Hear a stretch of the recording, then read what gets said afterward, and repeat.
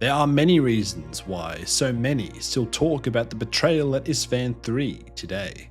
The event was incredibly depressing in what it represented. The end of what was and of what could be. The shattering of the Great Crusade's promise for a prosperous, unified galaxy and the beginning of eternal war. It was brutal in the treacherous nature of the atrocity itself, in the use of the most inhumane of exterminatus-grade bioweapons, the Life Eater virus, unleashed on unsuspecting warriors who were sworn brothers and cousins just moments before. And it was costly in the most basic sense, in the death of well over 100,000 legionaries, along with much of the armour, vehicles and war gear that went with them, and in the months of time burned away as the battle stubbornly raged on. Even the most casual in the community will know the headlines of what happened. How heroes like Saul Tarvitz, Garviel Loken, Ancient Rylanor and many others were judged too loyal and too steadfast to be included in Horus's plans for rebellion, and was sent to be purged on the surface of Isfahan III as a result. How for months the loyalists who survived the purge turned Isfahan III into a suffocating, grinding hell for the traitors. How, even outnumbered many times over, they refused to surrender or give in. How they held piles of rubble and ruin for far longer than any thought possible. How they forced the traitors to pay for every brother betrayed and for every inch of ground claimed in the name of Horus's ambition, pride and paranoia. How defeat was a foregone conclusion, but the loyalists knew that they could drag it out, and drag it out they did for as long as possible to make the price of betrayal as high as it could possibly be. But when people talk about the betrayal at Isfahan III, they usually stick to the big moments. The virus bombing, Rylanor being Rylanor, Tarvitz's last stand. That short painful glimpse of what the legions used to be. The Lunar Wolves, the true Emperor's children, the Warhounds, glorious legends of old, flaring up together one last time before being stamped out forever. But as impressive and memorable as these moments may be, there is a lot that is missing in this version of the story. There are other groups that get overlooked almost completely. In orbit, a handful of loyal ship captains and crews witnessed the betrayal unfold and turned their guns upon the traitor ships in response. They fought with varying degrees of success, engaging enemy vessels in small, desperate, and ultimately quite vain attempts to stop the atrocity from happening. Loyal Mechanicum elements, such as those under Majos Caleb Decima, followed suit and did the same, refusing to surrender to the traitors and having their ships shot down to the surface as a result. But most importantly today, there was another force of loyal Astartes who were just as betrayed, just as doomed, and just as determined to fight on anyway, even if they hardly get anything more than a passing mention in most conversations on the subject. I hope you know who I'm talking about. The Death Guard. And no, not Nathaniel Garrow, he gets to be remembered because he made it out, and had a greater role to play in the war.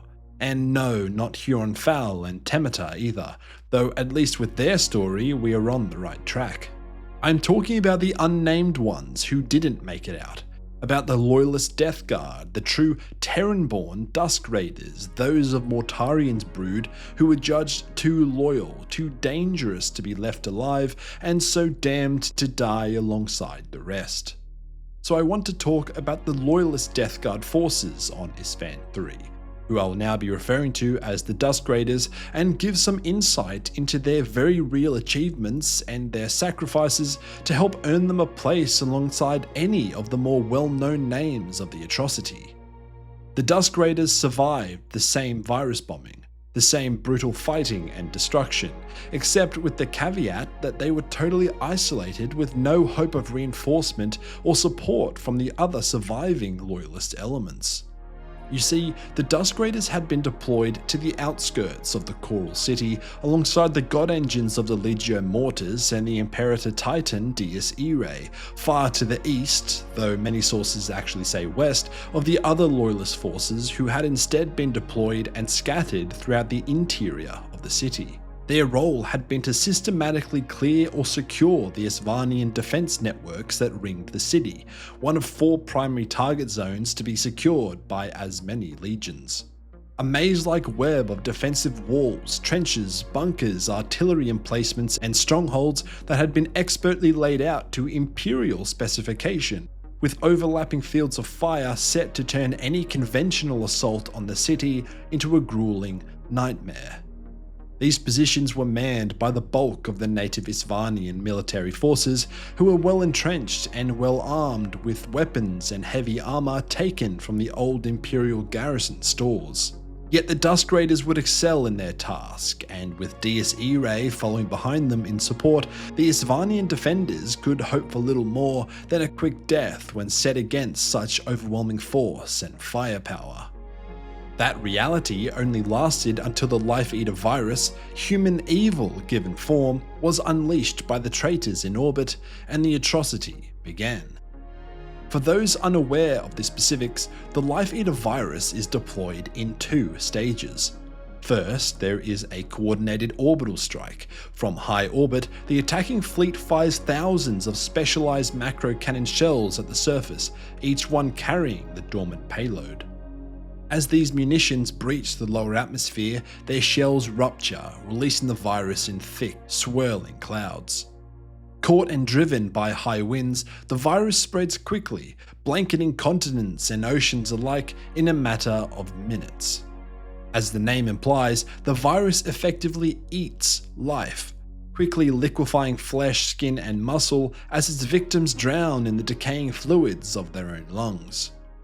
But its effect is not limited to human or animal life. All organic matter is eaten. Plant life withers and decays into sludge, while oceans thicken into toxic swamps. The second stage follows shortly after. The atmosphere, now saturated with flammable gases released by the rapid decomposition of a full planetary biosphere, is set alight by further orbital bombardment, which in the case of Isfan 3 was a single, very dramatic land strike from Horus's flagship, the Vengeful Spirit. The result is a planetary firestorm, a tidal wave of flame that races across the surface, scouring the surface clean. The remnants of oceans flash to boiling steam, while the skies choke with clouds of ash. In the aftermath, wild electrical storms rage through the atmosphere for months until at last nothing remains but a charred and lifeless husk. If all goes to plan, that is. The Dusk Raiders were incredibly poorly positioned to survive such an attack. For all their legion's famed endurance and resistance to toxins and contagion, any advantage these traits might have offered against the virus were rendered meaningless by their exposure, spread thin in the open across the ravaged wasteland that had once been the outskirts of the Coral City. The very bunkers and strongholds within the defensive network that might have offered them protection had already been destroyed, cracked open, or otherwise compromised during the initial assault against the Isvanians. When Tarvitz's warning came, many Dusk Raiders simply had nowhere to run. Where the Lunar Wolves, true Emperor's children, and the Warhounds could withdraw into the deep shelter systems and catacombs beneath the city, the Dusk Raiders were afforded no such privilege. They threw themselves into half-filled trenches, open cargo containers, and gutted emplacements, places that offered the illusion of cover but little real protection from the virus or the inferno that followed, each needing only the smallest opening to seep in and do its work. But still, some, like Captain Chrysos Morturg, survived in what little shelter they could find amidst the wreckage and make secure. When the Exterminatus had run its course, when billions were dead and Isfan 3 had been reduced to a barren rock, and through the storm-racked weeks of bitter, grinding war that followed, the Dusk Raiders were again forced to confront the harshest conditions faced by any of the surviving Loyalist forces. Though entrenched within what little remained of the Isvanian defensive networks and sustained by the deep stockpiles of a now extinct people, the Dusk Raiders found themselves in an increasingly untenable position.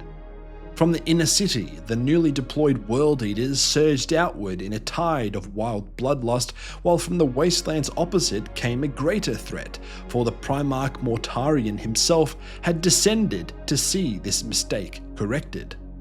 One of the largest orbital landers in Mortarion's fleet was set down at the edge of the trench lines, its arrival followed immediately by the systematic obliteration of what little cover remained.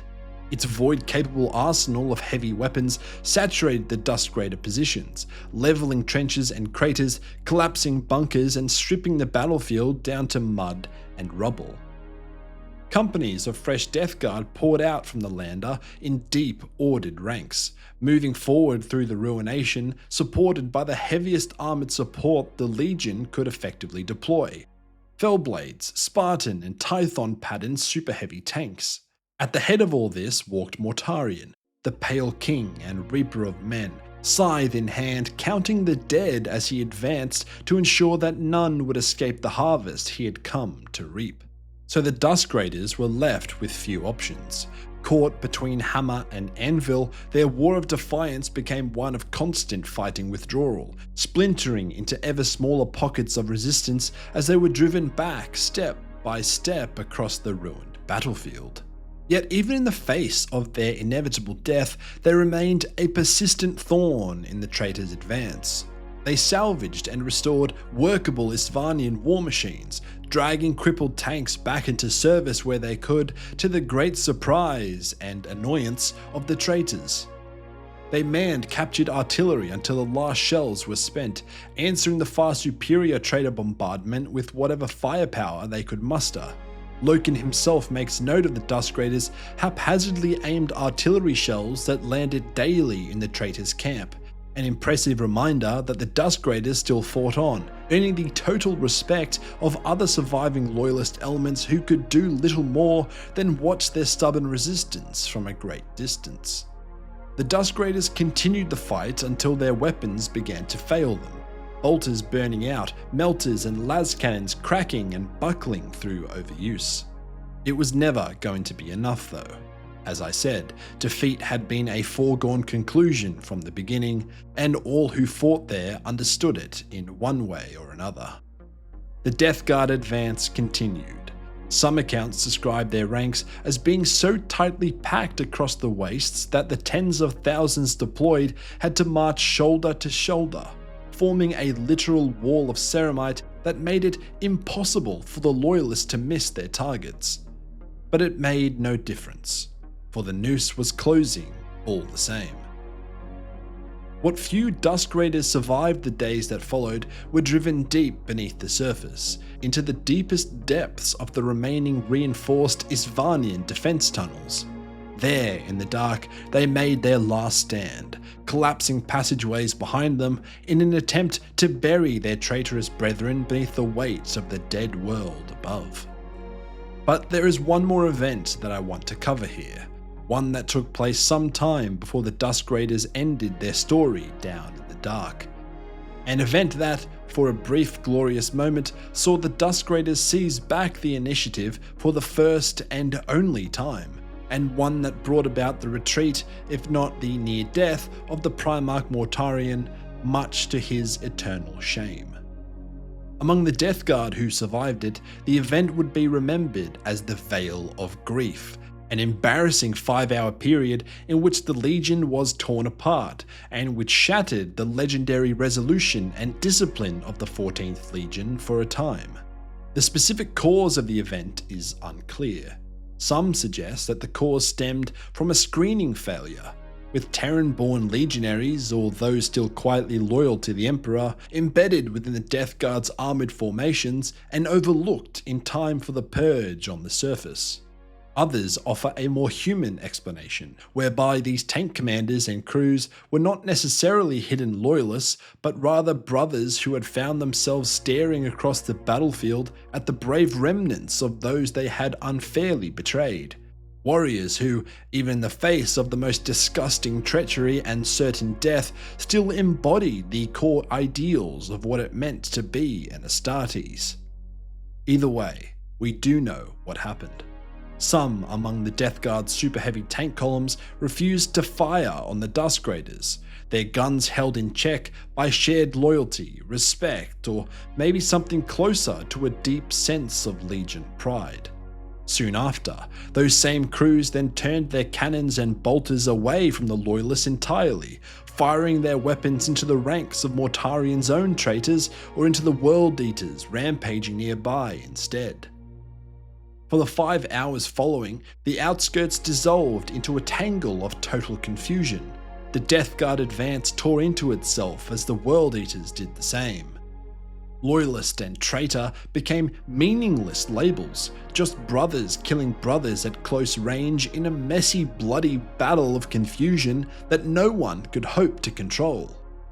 Swathes of Death Guard were killed, and in the confusion, Mortarian himself was hit and badly burned by plasma cannon fire shot from a Predator tank of his own Legion, forcing him to end the embarrassing spectacle by ordering the traitor forces to withdraw and regroup, limping away to consolidate strength and giving the Dusk Raiders precious time to fortify or reposition. Maybe this veil of grief was what left Mortarian described as silent and sullen in the aftermath of the atrocity.